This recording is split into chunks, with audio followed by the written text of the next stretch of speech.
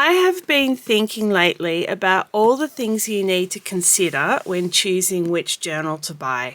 I recently did a video that helps you work out what weight of paper would be best for you. And today I'm going to cover covers. I'm Ruby from the Reusable Journal. I do a huge range of dot grid journal reviews. I've reviewed nearly 50 now. And not only can you see those reviews on my YouTube channel, but I have a website, www.theusefuljournal.com, and that has all my reviews laid out in a really easy to access way. In this video, I'm going to go through several different things that you should think about, and I'm going to give you examples. So we're going to think about how you're going to use the journal, hardcover versus soft cover versus spiral bound journals, the type of binding, only briefly on that one. I just want to cover some essentials about the type of binding, whether you might like to use reusable covers like this one, durability, coping with marks on your journals. Do you want to decorate your journal? We're going to talk briefly about sustainability, and finally I'll just take you through the different types of covers. The first thing you need to think about is how the journal will be used. You might think that's not so important, but stay with me here, because if you're just writing in the journal, the writing means that the journal will stay a similar thickness to when it started. So here's another one I'm just all writing in. No, I haven't done much writing in it yet, but you'll see that's not going to add any bulk to the journal. If you are sticking things in, however, it will add a lot of bulk. So an example here is my reading journal. I specifically chose a spiral bound journal that I had for this use, because I knew I was going to be sticking in book covers and I was going to be doing collage with it, and I knew that would add to the thickness. So it's important to consider, can the cover cope with how thick the journal might get. The other one that's popular for when you're doing collaging and adding lots of different papers is the traveler's journal, because it's basically a piece of leather that's wrapped around little booklets. So you can add as much as you like to the booklets. I've got some on this one too. And they obviously get quite thick. The leather just ends up pulling back a little bit and the books get closer to the edge of the leather. The other thing to think about is, will you carry it around, or are you only going to keep it at home? I have two notebooks that would not work for carrying around. This one is a Leela's journal, and it is covered in fabric. It's a beautiful little knit fabric and it's got a lacy edge. That one is not going to cope so well with being pushed around in bags. The fabric might snag on a pen or scissors or whatever else you've got in your bag and tear the fabric. So that one's not so good for carrying around. And the same with this one from Notebook Therapy. It has a brushed cotton cover. It feels absolutely gorgeous and luxurious, but that is not so practical for carrying around, because that fabric will show marks very quickly, could easily tear all the things.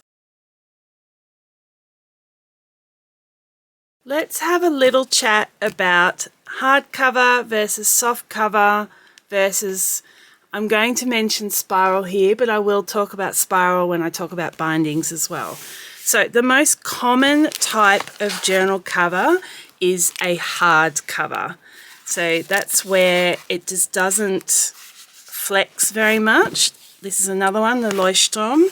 It's usually quite thick It's usually a little bit bulkier, it's usually a little bit heavier, but they do tend to be more durable because, as you can see here, the cover will overhang the edge of the paper a little bit.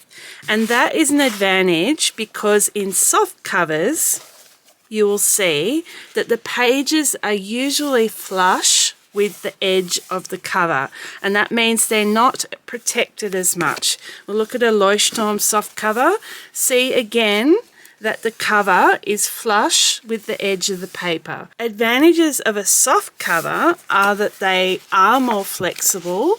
They take less space because less thickness is dedicated to the cover. This one's a little bit heavier, but it is still a flexible cover. Now, the reason I wanted to mention spiral is because it can vary. So you get the exposed spiral binding. This one is a flexible cover, and the cover is flush with the edges of the pages. The other thing is that the spine is also exposed in this type of spiral notebook. So just a little bit more exposure on that one. This is one that's got a hard cover. You can see that the cover, like I said, for all hardcover notebooks, the cover extends a bit past the edges of the paper, but you do have that exposure at the spine. The difference with this Clyde notebook is that, yes, the cover does extend past the edges of the papers. It does have more protection of the paper because it's not exposed at the spine. The spiral goes through the card cover. So, I mean, this is a bit of a mix, this one. It's an alternative. The thing, it's a flexi cover. It is card though, so we'll talk about whether that copes well later. Talking about bindings, the main thing that you'll notice between different types of sewn bindings is that some of them lay flatter than others. Generally, most of them are pretty good. You're going to have to look at my reviews of the particular journals to work out which ones sit flat and which ones don't. But generally, like this is a notebook therapy, that one's great. And you can see it's really flat. It's easy to do a spread across both pages. It's easy to work with. Pages don't pop up. The current Dingbats journal that I'm using is, it lays flat, but it does have a deep valley in the middle, which makes it a bit less convenient for double page spreads. If we just find one, you can see I've kind of broken what I was doing in the middle, and I've got it again on. So here I've got the 24th there and the 25th is there because it's not comfortable writing in that deep valley. I don't know if you can see that, how deep that is. And then here's another one that is even more poppy-uppy. This one has quite a tight binding. It is a Jotting Dots notebook. And look, it's all right in the middle, but definitely when you get towards the edges, the pages do pop up. So you would need to pin them down while you were working on them. When you have a spiral notebook, it lays flat, always flat, but you will have that annoying spiral in the middle. Two problems I have with that. One is that I can feel it on my hand and that annoys me. The other thing is that you can't do a double page spread without having this massive gap in the middle. The advantage of the spiral though is that you can fold back the cover without hurting the notebook. That means if you don't have a lot of space on your desk or you tend to write at cafes, places like that, it can be quite handy to be able to do that. Just watch you don't damage the page on the bottom side.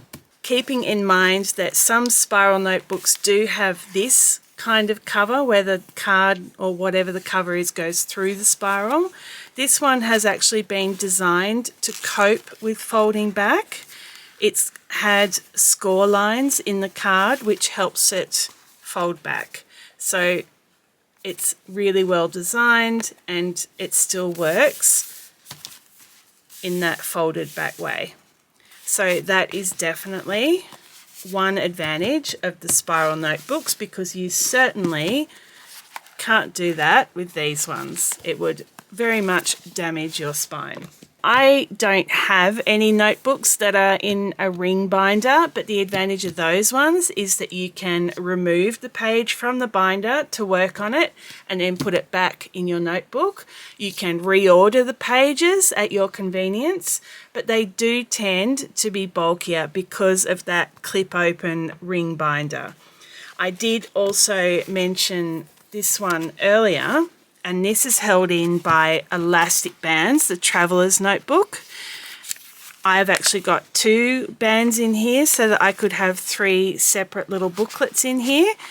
And the advantage of this system is that you can swap in and swap out booklets as you need them. So I have one in here for morning pages, and then I've got a couple of collage. I do normally only have one of these colours in here, the yellow or the red. I don't tend to have both in there at the same time, and then in that case I would add another little notebook for something. So that's an advantage of this system. You can swap in, swap out as you go, a bit like the ring binder. Finally, we have stapled notebooks. These do tend to be much smaller. This is a Midori notebook, one of their kind of novelty range. It's got cats on every page. It's very cute. And it's got staples. Now, the issue with stapled notebooks, they definitely don't lie flat. I can't even keep that open. I have to really press it down and it kind of stays open. So I think with use, this notebook would probably get better at laying flat, and it's definitely better in the middle of the notebook than it is at the ends of the notebook. But it's such a small notebook that I don't think that's going to be a big concern. Travellers we've pretty much covered. This is a reusable cover, and in fact, if you bought a Traveller's notebook and 3 inserts, it would end up being horrifically expensive compared to a normal journal. The way to get value out of a Traveller's notebook cover, like this leather cover, is to use it again and again by replacing it with new inserts. I think I calculated that I needed to use and fill up 7 different inserts in this leather cover to make it an equivalent value to a normal notebook. So that's something to keep in mind there. The same with this Tuck Tea journal. The reusable cover is more expensive, but you're getting more uses out of it. I think in this case, so the Tuck Tea is a very interesting notebook. It comes with a choice of either 1 or 2 inserts. It's a very simple booklet. So this is 120 pages, and the black is also 120 pages. You can get 240 page inserts, and I think actually that would work better in this particular brand of cover. I say that like it's very easy to, well, not making it look easy, but it is actually easy to insert that. The reason I say that is I stuck a few things into these notebooks and it gets a bit tight in the cover, and that wouldn't happen so much with a single notebook as it does with having 2 separate ones. I got the 2 separate ones because I wanted to have 2 different colours. I am planning to buy a normal 240 page insert for this Tuck Tea notebook because it is one of the best papers I have ever used in a notebook. They're not cheap, but the cover is beautiful, the paper is beautiful, and I do like the idea of being able to reuse my cover. So that's the Tuck Tea, another reusable version. And finally, this is not a reusable journal. It's a Midori MD paper notebook, A5. What is reusable is the plastic cover. They also have a leather cover, and they've got a kind of fancy thick paper cover. Now, while the notebook itself, not reusable, the cover is, and the cover makes the notebook last a bit better. Need to get practice at putting these covers on. I'm not very good at it, am I? Okay. So that makes my notebook beautifully protected, and if I were to get another Midori after this, I could reuse that plastic cover. So there's a few reusable, refillable type notebooks. I've got a few examples to show you when we talk about durability, and that is probably the key thing you need to think about when you're choosing your journal cover. I've had quite an issue with paper covers and their durability. I do love them because they tend to be printed with interesting designs, but you can see here, Mindful Giraffe, this is a brand that's not around anymore. It has started tearing on the cover there and a little bit on the corners up here, so you can see a bit of damage there. This one was terrible. These ones are still around. This is the Vivid Scribbles, and you can see my spine is an absolute mess. Not the spine itself, that card has not torn. It's just the paper cover over the card that has torn all the way up, but there is also tearing of the actual cover at the corners of the spine, so that didn't really cope that well. Another one that I've had tearing on is, I'll show you my Techicore first. This is actually a leatherette journal, but this one is actually a thinner version of leatherette, and it has torn. Actually, the actual cover has torn there and on the spine in several places. This was a slightly cheaper journal, so that could be a factor as well. But leatherette can tear, so just keep that in mind. It is not just paper. Finally, with the paper journals, I've had an issue with a couple where the corners, actually it's not just paper journals, I'm sure I've seen this on leatherette as well, where the paper the corners have not been stuck down properly underneath the paper, so they are coming out a bit. If I had used this one in particular for more than 3 months, I filled it up in 3 months, it would definitely have become a bigger issue. So that is another issue that is good to keep an eye on. Something you will commonly see, and I'll explain how to avoid journals that have this problem, is when you open the journal, the spine folds, and that is what causes issues like this one that we saw. Because the spine folded, it tore all along that fold. It's just an extra pressure point on that spine. My Notebook Therapy has basically folded in. They can also fold out like this Journal Junkies one. So you get this kind of effect where the spine folds out. But it is still creased and you still get that pressure point along the middle of it. Now, the journals that don't do that, same types of journals, but they have what's called a valley. So it's very clear on these two. This Mindful Giraffe has a valley. You can see here the Archer and Olive, the newer Archer and Olives. The old ones didn't, the newer ones do have a valley along there. And this is from Coco and Lynn. It might not look like it has a valley, but that's just because I filled it so much, because this was my memory, like my special journal for my 50th year where I put lots and lots of photos in, so it got quite bulky. The valley actually got pushed to there, but there is still a valley. Now, let me show you what the valley does when you open it. Now, remember the others? We saw the spine fold. On these ones, you'll see you maintain a beautifully straight, strong spine. Let's look at the Coco and Lynn.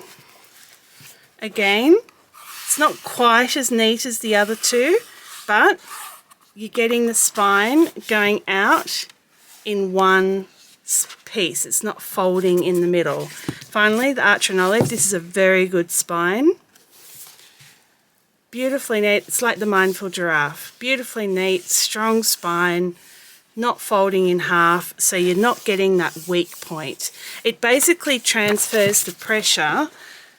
By having the valley there, you then immediately get the fold in that valley instead of down the middle of your spine. So you will get a stronger spine with journals that have that feature. It's kind of about 50-50. Some do, some don't. Of course, leather, and this is a recycled leather from Nuna. Leather is definitely very durable. It's just the nature of leather. It's thicker, it's stronger. It will get little scratches on it, but that is by far the most durable type of cover. When we talk about marks on journals, you'll see I've pulled out a whole bunch of light coloured notebooks because obviously they show the most problems. There's all different levels of mark. You might get water, pen inks, dirt or oil. Leatherette and leather copes the best. Usually the mark can be wiped off. It's going to cope with wiping because, I mean, it's from an animal and obviously they can cope with being out in the weather. There's no card inside that cover that will warp or be affected by water. So leather and leatherette will cope a little better. Now let's just quickly talk about leatherette. This Leuchtturm bullet journal is leatherette. You can see there's quite a few marks on the back cover. It's well used. You can sometimes erase things with an eraser. That's all come off. Let's just try a damp cloth here to see if we can get some of the other marks off. You'd be surprised how much you can clean off a notebook. But do keep in mind that you really don't want to introduce a lot of water. Dry it off straight away, but that is much cleaner than it was. And it's dry. So I'm not going to have any problem with damage to the stuff inside. But not all leatherette is created equally. These two are actually a bit unusual. The leatherette is very soft and it's like much softer than other ones, and it does mean that it's easier to scratch. Let's see, I can still, there you go, I can still clean it a little bit. That towel again. Yeah, so it's still coming clean, but the thing with this particular cover and this one is that it does get dings and marks in it more easily because it is just really soft. The same thing can be done with, believe it or not, these paper covers. So I have actually cleaned this one before when I finished using it, and because the paper has a bit of gloss to it, look, it's not dirty in a way that needs cleaning, but it's got that kind of little bit of protection. Very much don't use a very wet cloth. I did erase this cover to clean it up a little bit. So some of these paper covers, especially these smoother ones, can be cleaned up a little bit. It is actually surprising how many marks you can actually clean off a linen cover. Now this is true linen. it is a very pale blue, so it has gotten quite dirty. And see, look at that. That has come off a little bit. Now that obviously is a little bit damp now. Really don't get it too wet, and I need to leave that to dry so it doesn't ruin the card inside. If it gets too wet, you're going to have issues with perhaps the cover warping, or it might even create a weakness and break down and cause problems. So really be careful with water, but you may be able to clean off a couple of marks. Anything oil-based will ruin most covers, even on leather. Like you could, I suppose, on a true leather cover, if you got oil on a leather cover, it would make a mark, but you could re-oil the whole cover. The only thing is that potentially could affect the paper in the notebook. A long time ago, I bought a leather cover to put on this, and it had, I don't know, they hadn't cleaned it off, dried it off enough, and it actually left oil all over the inside of my notebook. Oil is a nightmare with paper, so I wouldn't necessarily recommend oiling a cover. Just keep anything oily away from your notebooks. There's definitely advantages to be had with patterned covers because they cover a lot of sins. There's less chance, like that's dirty there, but you're less likely to see it because of the pattern on the cover. Let's see if that comes off. And it does. So that had a little black mark on it there. It's a leatherette cover. It's easy to clean off.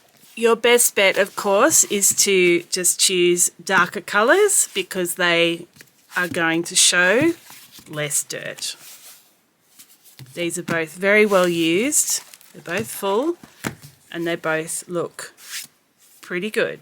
I'd say your worst option is probably a light coloured journal with a linen cover because that will show the most dirt and it's the hardest to clean. As I said, you can purchase journal covers. So there's the simple kind of plastic cover like we saw on the Midori. If you want to get a bit fancier, you have the folio type covers, which I have for my Emma Kate Co notebook.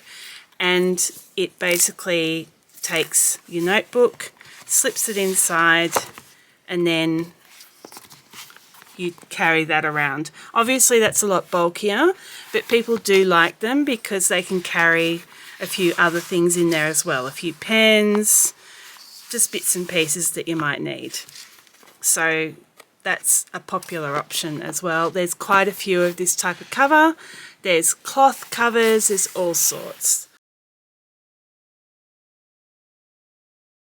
I don't go crazy on decorating journals. This is just a basic sticker on leatherette. Leatherette is by far the best material for decorating. You can do the most with it. Stickers will stick to a smooth leatherette. Some leatherettes maybe not so much. You won't get things to stick to linen. I haven't tried decorating a linen journal. This is a card cover, obviously also quite easy to decorate. I've just got a vinyl sticker on that. Oh, I will say that when you're using stickers to decorate, I do recommend using vinyl stickers. They're just a bit more durable. And finally, I've got my wardrobe audit journal, which is a leatherette cover, and I've put a vinyl sticker on it, and then I've used a Posca paint pen to write on it. And I have seen people do amazing decorative covers where they've got a journal with a plain cover and they've done a whole beautiful piece of artwork with Posca pens. Generally paint pens are the go, and vinyl stickers.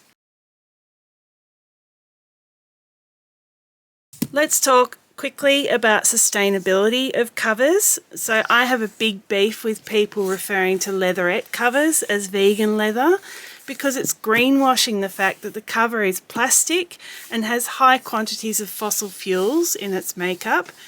so it includes oil. It's plastic. Also, what's the good of the cover being vegan when the paper is so rarely vegan? It's usually got some form of gelatin in it. You can get vegan paper, but just if you're vegan and you're looking for a vegan notebook, just be very cautious about the ones that talk about having a vegan cover. Reusable covers like Travelers and Tuck Tea, for example, are good, or ones like Midori that have hardly any materials in the cover, or ones like this Cognitive Surplus notebook that has very little material in the cover, which is my weight loss journal.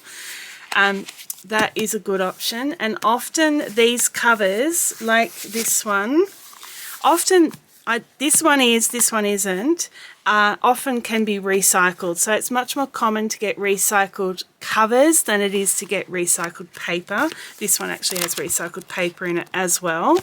So covers can be recycled card. When you're buying a recycled notebook, you'll find that they often have a craft cover because it's easier to use recycled material in a craft cover. This one isn't, but it is possible. And I think linen is fairly sustainable, but a lot of linen covers are now synthetic. So this Sequez notebook it looks like linen, but when you have a bit of a closer look, it's a synthetic linen. It's not real linen. It's plastic, it's basically like polyester. And obviously that contains plastic, so it's less sustainable. Another really sustainable option is this recycled leather cover. Like, I know a lot of people don't like leather, but this has been created from offcuts from the factory floor. That is a good sustainable option as well because it's using materials that would otherwise go to landfill. I guess, like linen, fabric could also be reasonably sustainable. What I'd like to see is, if this becomes a thing and we see more fabric covered notebooks, I'd like to see them using recycled fabrics because there's plenty of those around. Just a quick note too, darker colours of notebook do require less bleachers to create. Now we're going to have the grand parade of all the different types of cover. We have leather. Kind of fallen out of favour a little bit, but still very popular on high-end notebooks. So this is a Travelers. We have recycled leather, so still a leather product, but it's been recycled. I've got a big stack here because leatherette is where you see the most variety. Let's start with those. Smoothest. Then you get some that are kind of feel just harder. I suspect they're more durable, although this one was too thin. Then you've got, what else have we got here? This one is leatherette, but it feels much closer to leather than some of the others. This is the Rhodiorama notebook. It's a soft cover. That is also a leatherette. It is buttery smooth. We've got this one that's got a little bit of sparkle in the leatherette from Jumping Fox.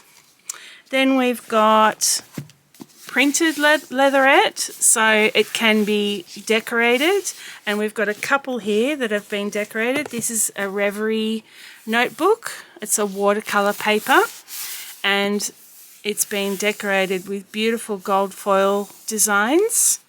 This is on the softer side, this leatherette. This one from Leuchtturm is a very hard leatherette, very durable. And then you can get these very textured leatherettes. So Scribble and Dot, obviously because this was their bee journal, they've kind of given, you can hear that, it's quite textured. I don't know if you can see it, but it's definitely much more textured than, say, the Leuchtturm. And then finally, you get these luxury type notebooks. This is from Archer and Olive. It was the Keeper of the Bees notebook. It is by far the most beautiful notebook I've ever had. It has been embossed and foiled.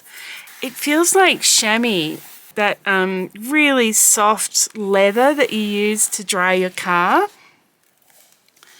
It just feels very luxurious. It's lovely. It is a leatherette. It just has this very different feel to it. It's very plush and soft in a different way to the other ones that were soft, just because it's got that kind of furry sort of texture to it is probably how I'd describe it. It feels gorgeous. This is my prettiest notebook. I mean, look at that. That's stunning. I don't know why Archer and Olive didn't keep this as one of their standard offerings, because they were hugely popular and they're just stunning notebooks. This is going to be used for something special. I still haven't decided quite what. Then we've got our linens. We've got here the Archer and Olive, the Notebook Therapy, and the Cocoa and Lin. Linen is a very common material to use on the cover of notebooks, but I'm seeing it a bit less than in the past, and I wonder whether that's because they've been more often using buckram. So this is also from Archer and Olive, and this buckram cover just feels a bit more sturdy than the linen does. I think this one is from Tuck Tea, is also more towards the buckram. It's a more durable fabric than the linen. So you will see, I think, buckram a bit more commonly now. Archer and Olive very rarely uses linen now. They nearly always have buckram or some other fabric. As I mentioned, there are synthetic linens. I've got a couple like this one, and it just doesn't have the same feel. It doesn't feel as nice. It's a bit plasticky. It'd probably be easier to keep clean. It just doesn't have the same feel. This is a sequence. Very nice journal.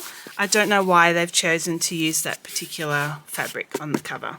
Now we've got a couple of special entries. We have a Notebook Therapy journal that is craft paper, but the thing that's notable here is the brushed cotton cover.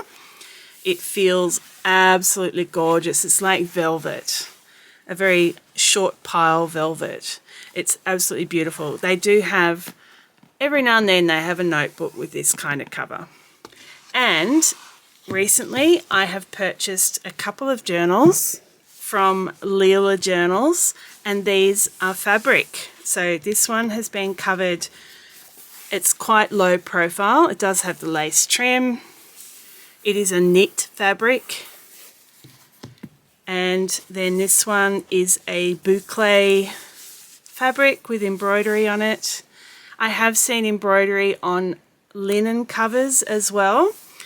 And I have also seen from Amanda Rachley, and I would love to get a copy of this particular notebook, but they've been out of stock, and I hope she brings them back, that had a denim cover.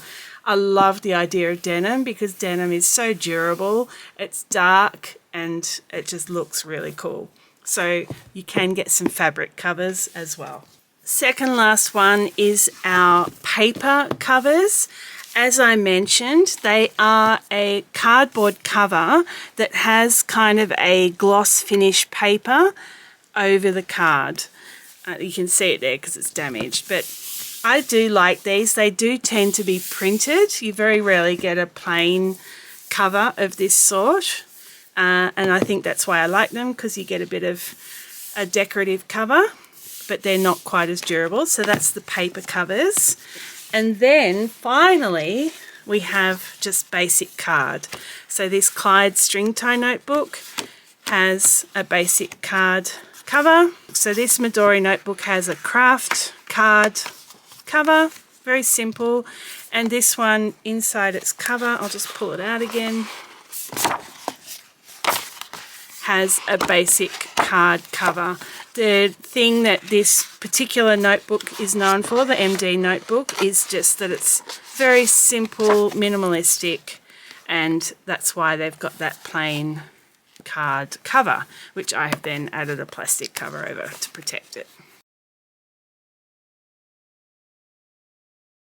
Do have a look at my video about the paper and what weight of paper is going to be best for you. So are you better off getting a journal with 80 GSM paper like the Leuchtturm, or are you better getting a notebook with much heavier paper like this one? Mindful Giraffe had 180 GSM paper, which is really over the top and isn't available anymore.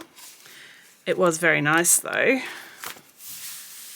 More common is 160 GSM, like the Archer and Olive journals.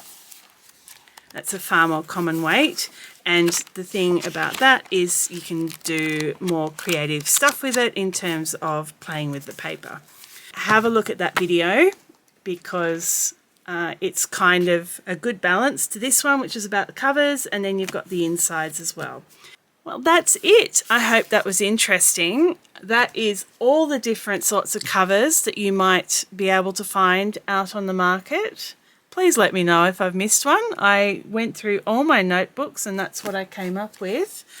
As I said, leatherette is by far the most common. It is probably one of the most durable types of covers, and there's a bit of flexibility for the company in terms of being able to emboss it and mark it and things like that. Let me know if there's anything else you need help with in terms of choosing your next journal. See ya.